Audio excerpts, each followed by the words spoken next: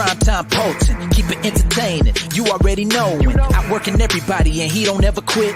Talking about plenty comics like Graveyard Shift, Sea Dogs, Viking Wolf, U.S. Assassin, doing just what he loves. This is his passion. Bring more value to your dollar. No, I'm not fronting. That's how just a writer became a moral compass. This is primetime Poulton. This is primetime Poulton. Let's go.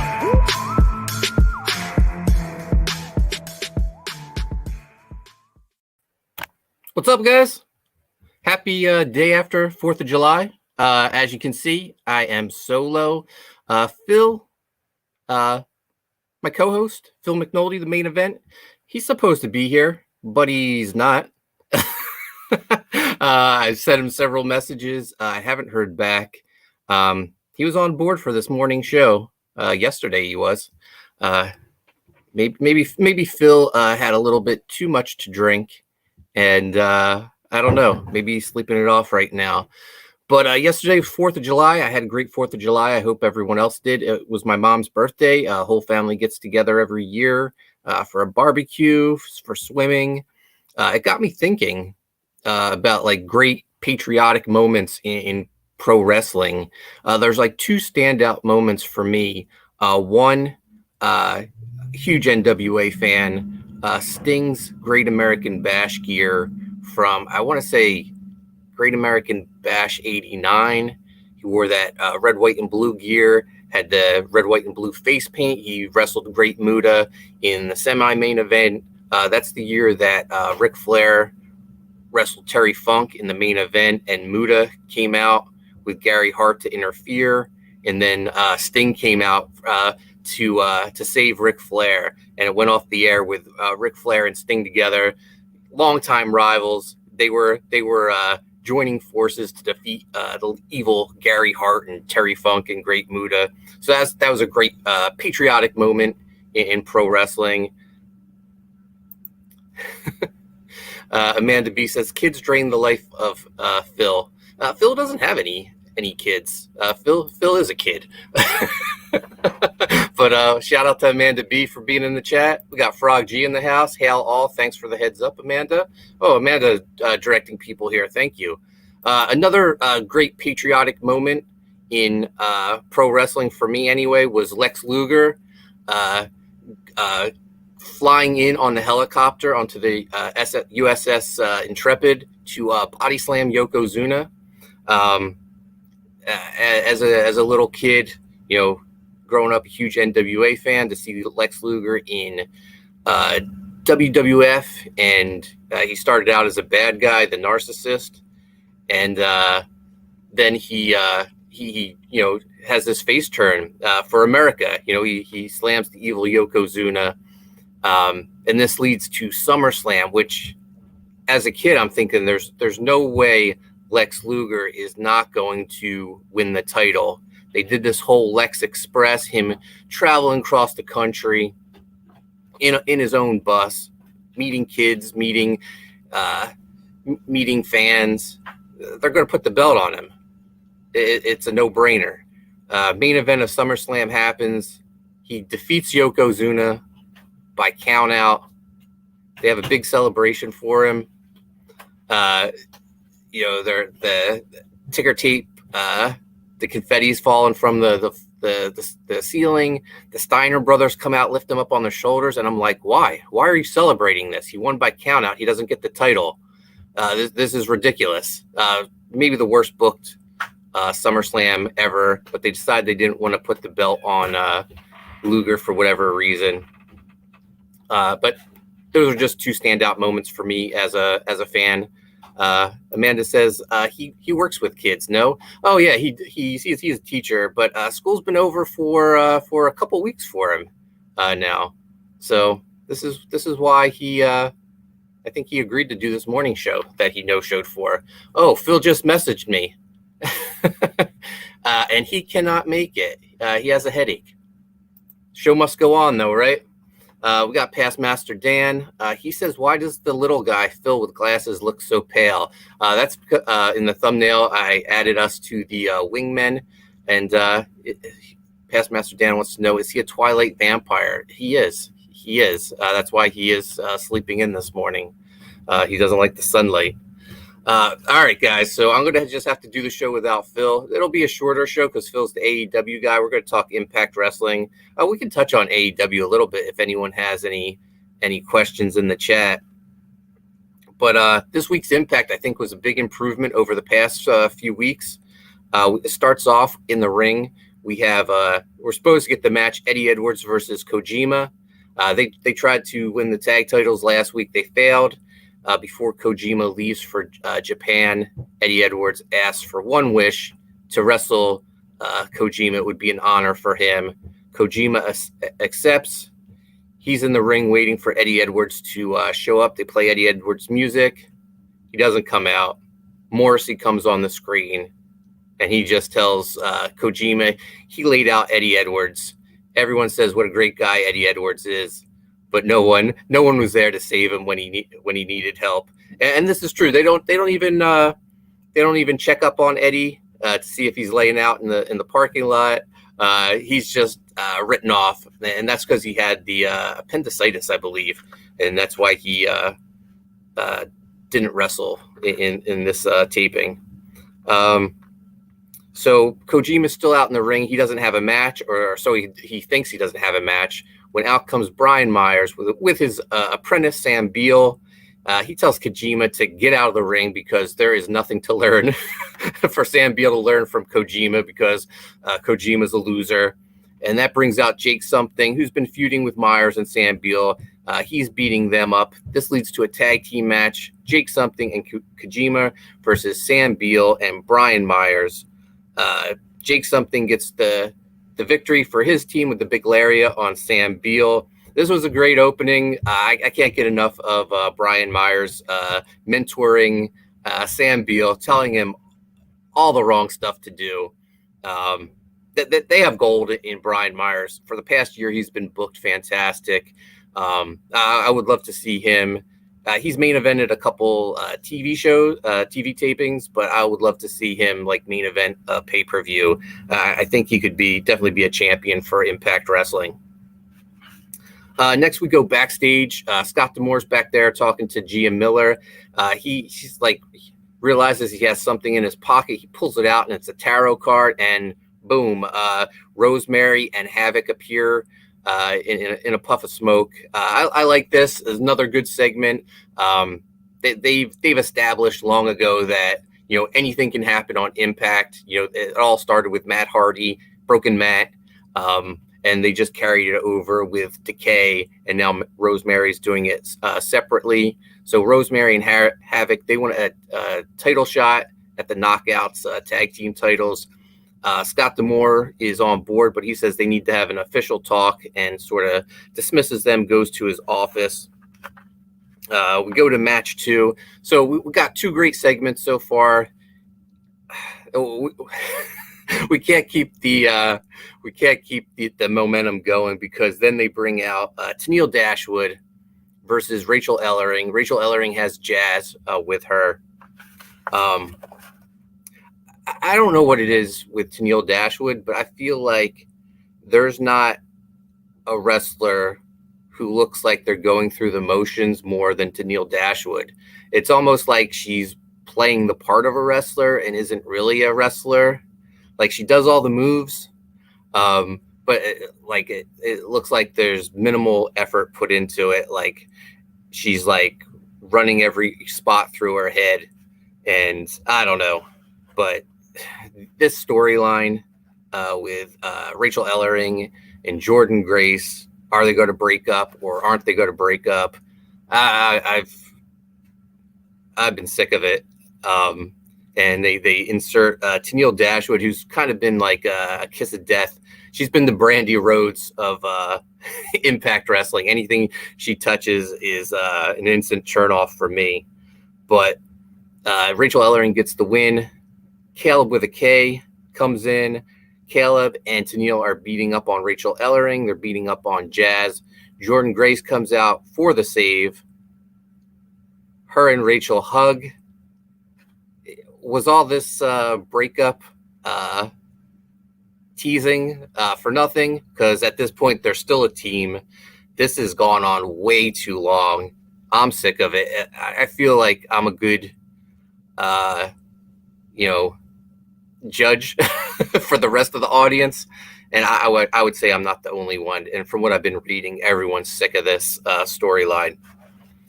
Next up, we get another of my least favorite segments, the X Division contenders. They're talking with Chris Bay. He hasn't picked a side in this X Division feud between the heels and faces. And honestly, I don't blame him.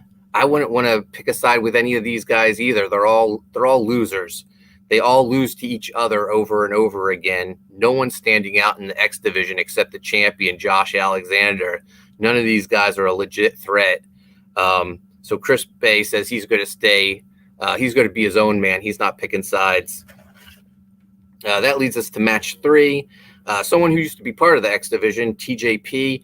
He's back in the tag team with Fallah Bahh. He's teaming up against Willie Mack, Rich Swann. They're both teams are trying to raise themselves up in the tag team rankings. They want a shot at Violent by Design. Violent by Design isn't having any of this. They come out, interfere in the match, get it thrown out, and they lay out TJP and Fallah and Willie Mack and Rich Swann, leave them all lying. I have a feeling this will lead to a 3-way at Slammiversary. And this has been, I feel like the tag division was the strength of Impact a year ago when Phil and I started watching it at Slammiversary. I mean, we had the Good Brothers, we had the North, we had the Motor City Machine Guns, we had Heath and Rhino, and now we have Violent by Design and a bunch of makeshift teams like TJP and Fallah, Willie Mack and Rich Swann. Last week we had Eddie Edwards and Kojima. Honestly, I know in storyline Myers and Cardona are feuding, but I would put them together. They're the only legit team in Impact Wrestling right now, and I'm sure they want to be singles guys, and I don't blame them. But the tag division is really weak right now. Frog G says he needs to hop later. All thanks for hopping in for a little while, Frog G. I appreciate it, man. All right, match 4. Chris Bay versus Petey Williams to continue this X Division contender storyline. Chris Bay gets the victory. I've really enjoyed Petey Williams' return to Impact Wrestling. I hope it continues. They're sort of hinting at a Scott D'Amore heel turn. He doesn't like that Tommy Dreamer represents Access now. So if Scott D'Amore turns heel, I would love for him to bring back Team Canada. And what better person to have as part of Team Canada than the original captain, Petey Williams. Bring in Josh Alexander, and that's a great start of a faction right there. But Chris Bay gets the victory over Petey Williams. He leaves the ring as Ace Austin, Rohit Raju, and their muscle, Madman Fulton, and Mahabali Shera. They come out. They're beating up Petey Williams. Trey Miguel and Josh Alexander try to come out for the save. They get beat down too. Chris Bay's watching this all going down, and he has a change of conscience. He comes out. He saves the good guys. He's aligned himself with Petey Williams, Trey Miguel, Josh Alexander. I kind of liked I thought the one interesting thing of this storyline was that Chris Bay wasn't picking a side, but now he's picked a side. So I don't know. The X Division and the Rachel Ellering, Jordan Grace storyline has been like an anchor that has been weighing Impact Wrestling down. I'm looking forward to Slammiversary, hoping some new blood comes into the company like last year and it shakes some things up. Lots of releases. Not all of them are going to be able to debut at Impact Wrestling or at Slammiversary, but as anything at this point would be a welcome addition. Matt, next up we have Susan and Kimberly are backstage. They're talking about how they should deal with Deonna Purrazzo. Kimberly says, they do have that one ace up their sleeve. And Susan says, what? And she says, Sue Young, which is one of Susan's alter egos. And Susan was like, I don't know who you're talking about. Susan has been a bright spot in the women's division in Impact Wrestling the whole last month. She realizes I'm going through TWW Taylor Wilde withdrawal. For some reason, she wasn't part of these tapings, and after Phil and I raved about her for I guess a month, she was in the company, and then she just disappeared from these tapings. And Susan has really stepped up her game, been super entertaining. Over the past year, she's done 3 characters: Sue Young, the Undead Bride, Susie, which is like the happy, lovable version, and then Susan, the corporate version. And she's been fantastic in every role. So they're hinting at Sue Young coming back. Is Sue Young going to be the contender for Deonna Purrazzo? They definitely need someone to step up in this women's division, because right now Deonna Purrazzo has just been mowing through everyone. Match 5, we get Macklin versus Manny Smith, an enhancement guy. Macklin destroys him. They're doing a great job with Steve Macklin. He's destroying everyone. It looks vicious. Those elbows he gives to the collarbone neck area look brutal. We don't know much about Macklin.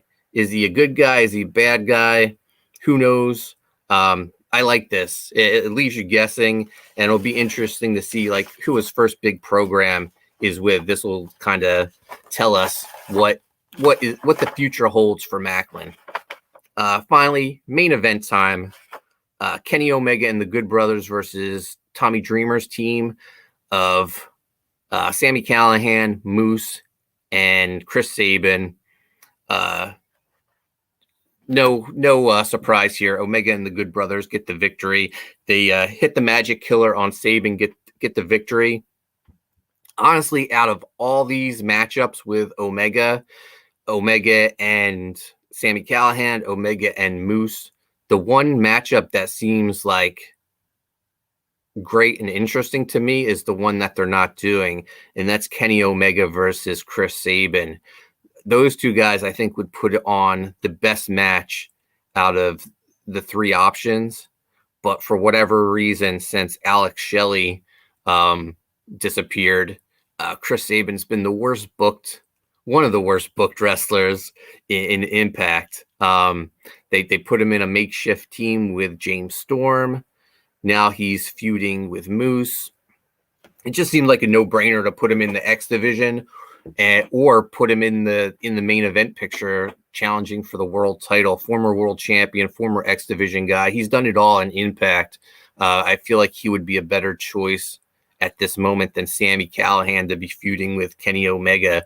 I mean, I don't think any of them are a legitimate threat to Kenny Omega. The real threat, I think, is Eddie Edwards or any new blood that they're going to bring into the company at the moment. But I don't see Callihan beating Kenny Omega at Slammiversary. We don't forget Sami Callihan was world champion, and he lost his world championship to Tessa Blanchard to make Tessa the first woman to ever win the Impact, to win any company's world championship, I believe. So I don't know. Fans don't forget this stuff. But that does it for Impact this week. They have one more episode until their Slammiversary. Or actually, I think they have 2 more episodes before Slammiversary. Slammiversary is the 17th, I believe. But that does it for Impact. AEW, I don't have Phil's the AEW guy, so I don't have anything for AEW, but I do have a couple comic things I'd like to talk about.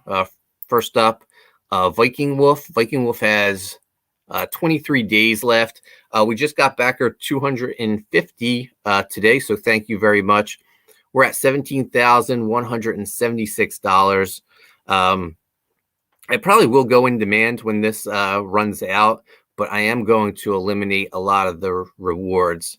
I might just keep it to like the Matt Dalton cover and the original artwork, but like the variant covers, the black and white edition, and the Haunted Pizza yearbook are the rewards that will probably go, only because they're going to be the smaller quantity books. So I think I might just get my orders in on them and cut it off. So if you're interested in those books, definitely get them now while the campaign is still alive. Later tonight, midnight my time, I will be on Art T. Bear's channel talking Viking Wolf. So if you're around, definitely tune in. It's always great talking with Art. We worked together on Savage Hawkman for the New 52, so it'll be great to talk to him. Actually, it's kind of weird. New 52 was trending like over the weekend. I guess it's the 10th anniversary of it. Time flies, but it was nice to see mostly positive talk about the New 52 on Twitter. So I was surprised by that. It'll be interesting to see what Art's take on that is. Also, I just wanted to share once Viking Wolf wraps up, I'm going to launch U.S. Assassin 3 with Mike McMahon. And over the weekend, I actually yesterday I teased the Matt Martin cover. But first, let's play this U.S. Assassin 3 trailer. I'm really proud of this trailer. I think it's my best trailer I've ever had for one of my campaigns.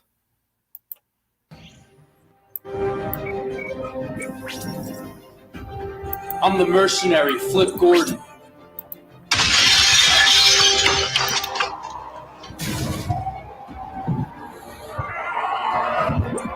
And I'm joining the U.S. Assassins team.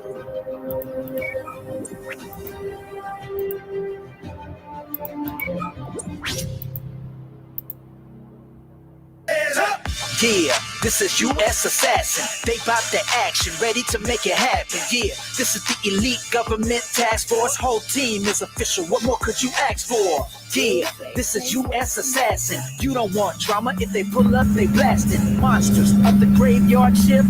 You ain't never seen a squad quite like this. We got Bazooka Dog, and he don't cut no slack. A dog with a giant bazooka on his back. Slither is a reptilian, alien. 3 snakes for a tongue. You don't want to mess with him. Sensei Steel, who is so mysterious, martial artist and trainer. Swim with the kids. Zero Face is a bad guy turned good. The mercenary is a beast, get it understood. Takeout is a fast shooter, fast draw. Kirby is the Lone Ranger, but she hits hard. Lieutenant Drake, second in command. Yes, indeed. Who's the brains of the team? A super ninja at the lead. Yeah, hey, this is U.S. Assassin. Yeah, this is U.S. Assassin. Let's go.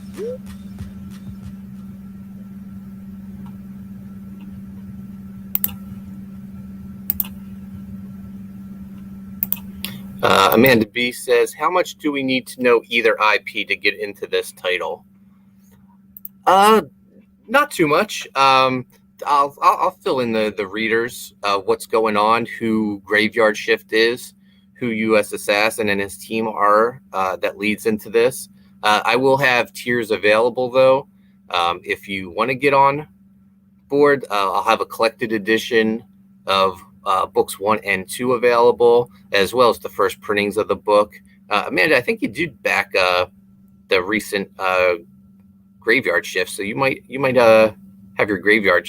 You'll definitely have your Graveyard Shift books by then, if you back, because I'm going out to Michigan in the next week or two to sign all the books. So yeah, but I'm not going to make it. It's not going to be required reading. I'll fill everyone in, as I think a good book should get everyone caught up. You have to write it as if it's everyone's first time reading the book. Amanda says, yes, she's back Graveyard Shift. Awesome. So let me share that Matt Martin cover.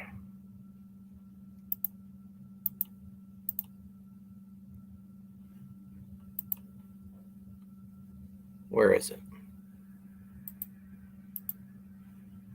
Here it is. So this piece is incredible. I reached out to Matt, I guess, last year and asked him if he would be interested in doing a piece for the U.S. Assassin Graveyard Shift crossover. Super easy to work with, and definitely delivered. This is Lilith from Graveyard Shift in a tub She's holding U.S. Assassin's mask, kind of looking at it like it's a trophy. I can't wait. Anthony George, who is the colorist of Graveyard Shift, is going to be coloring this volume of U.S. Assassin. He's colored all our covers, or most of our covers so far for U.S. Assassin, at least all the main ones, Mike's covers. So he's going to color this. He's going to color the interiors. I actually just sent him the first batch of pages so he could get started. Mike is finishing up his last page this weekend. Then all of his work on U.S. Assassin will be done. And that'll be, I think, all the work for my next 4 campaigns are all done. At least pencils and inks. Colors still have to be done. But I'm happy to have such a jump start on all my upcoming campaigns. It makes things a lot easier, especially as you're running other campaigns and fulfilling campaigns. It's great to not have to worry if the work is getting done. But yeah, this piece is incredible. I absolutely love it. I've been very fortunate to have such amazing covers for all my projects. This one's no exception. The last Sea Dog campaign had that awesome Dan Fraga cover, and there's still going to be some surprises. There's a Eric Weathers cover for this. Now we're going to have some awesome prints and trading cards as well. I talked to Flip Gordon, pro wrestler Flip Gordon, who is part of the U.S. Assassin team, starting with this volume. He's super excited. He's going to be signing prints for the campaign, and I'm going to see if I can get him to come on and live stream with me and Phil one time on La Pod Gods. Maybe when we launch U.S. Assassin 3, we can get him to come on. But that is pretty much all I have for this week. I'm sorry, guys, that Phil wasn't here. Amanda, we did have an oiliest wrestler picked out. And I will, it's no surprise who the oiliest wrestler is. He's practically been the oiliest wrestler every week. And that is our man Miro. Although I think he may be listening to the show because he hashtag rubbed it in this week. It was a well-balanced oil job. So he did a great job. Where I have a graphic. Here we go. I got to pull this up, but that will be all I have for this week.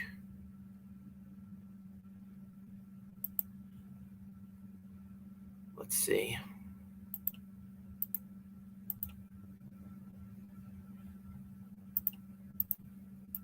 There we go. Congratulations, Miro. You are the oiliest wrestler of the week. He's other people, they need to step up their game. Miro has been killing it.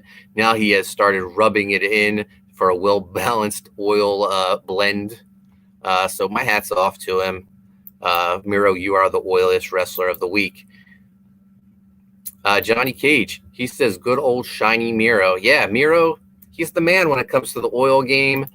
Amanda B says, rubbing in the oil. Yeah, he took our tips, took his game to the next level. And guys, only a half hour this week, no AEW talk. Thank you for joining me. Thank you, Johnny Cage, Amanda B, Frog G, Past Master Dan. I appreciate you all. And Phil, Sean, and I will be back for Best Friends Show. But tune in later tonight, midnight. I'll be on Art T. Bear's channel talking Viking Wolf. And then tomorrow I'll be on Rage Golden Eagles channel talking Viking Wolf. Thanks, guys. I'll see you later.